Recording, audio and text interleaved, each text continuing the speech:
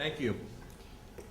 One of the things that they are capable of doing that really we would not be able to do is they can call our competition as a neutral third party and kind of talk to them.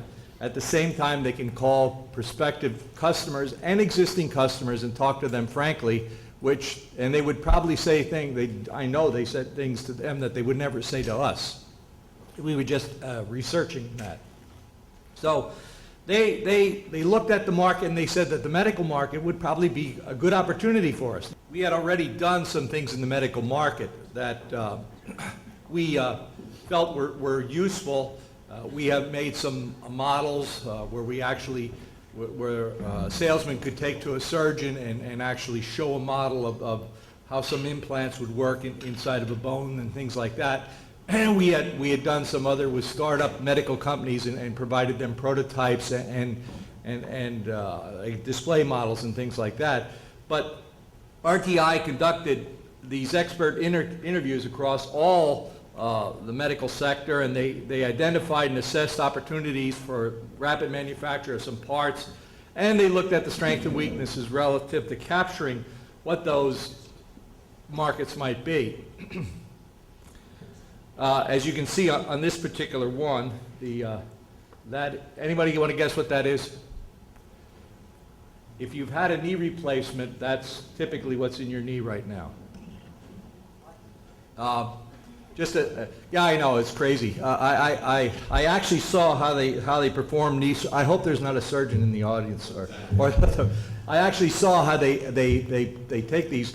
If you get a knee replacement, there are 42 of these that are wheeled into the operating room with the surgeon, and he picks one out, and it's driven onto the end of your bone with a mallet, and if it doesn't fit, he takes a wheel puller and yanks it off. And that's exactly, it's exactly like that. So anyway, but that's one application. We supply these are wax patterns to a foundry that actually makes these knee replacements, and what it does, it allows us to make these wax patterns. Making tooling like that requires about 12 weeks.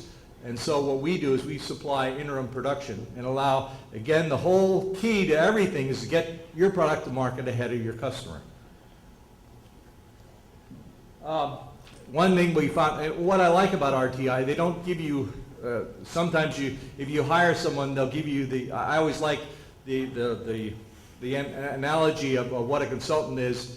You hand him your clock and he tells you what time it is. But what I liked about RTI is that they actually were very frank with us, and they said some of the things that you think are great ideas really aren't. And so that's the net result of the research that they did. Some of the things that we thought were going to be excellent opportunities turned out to be not so good, and that there were a lot of players already in that, and it would take a lot to become one of those players. So the research provided several solid opportunities, additional insight for new business potential. So we're working right now on 4 solid leads. In orthopedics, we looked at some veterinary opportunities. We looked at orthotics applications and things like that. We're currently in negotiation for actually putting together contracts, and we're going to move from the service sector into trying to actually get some product of our own. We're looking also at various partnership possibilities that we can establish relationships with and move forward in that. So again, we're in discussions with that. And if I sound vague, I am, because I can't really discuss who they are at this time. We're looking at new product applications. One of the things that's really a great application for our technology, we can take MRI. If you lose your right arm in an accident, we can take MRI data of your left arm, mirror that, and create a bone that would be exactly the same as your right arm. Taking the left arm as an example, we could take MRI data of any bone structure in your body and actually create a stereolithography prototype that would be used by the surgeon. It would sit next to him, and there's documented cases that they actually took stereolithography of 2 people that were joined and Siamese twins that were joined together, and they actually took the bone structure and created the stereolithography master that sat next to the surgeon as he was actually performing the surgery, so that he could see on the model what he was going to actually perform on the human being. There's a lot of discussion in the medical field about these biomaterials and things like that. That's also a possibility and things that we're looking at. What have you learned? Number one is very profound. The world is in need of innovative solutions. The other thing that we learned is don't really box yourself in. Your technology is a lot better than what you think it may be, and that you really need to exploit that and talk to your customers about it and talk to prospective customers about that. The other thing is the pace of technology is quickening. One of the things that I always like to talk about is the leading edge of technology versus the bleeding edge of technology. One of the things that we used to do when we first started in this business is stereolithography. They were introducing new machines, and they'd come to us and they'd ask us, and they said, would you like to be a beta site? And we thought that was a good idea. But by the second time you're a beta site, you say, no, that's not such a good idea, because what it does is you introduce it, and all of a sudden, you're not able to deliver the product you want because you're experimenting with something on your floor, and that doesn't lead to happy customers, and also you find that you're on the bleeding edge of technology.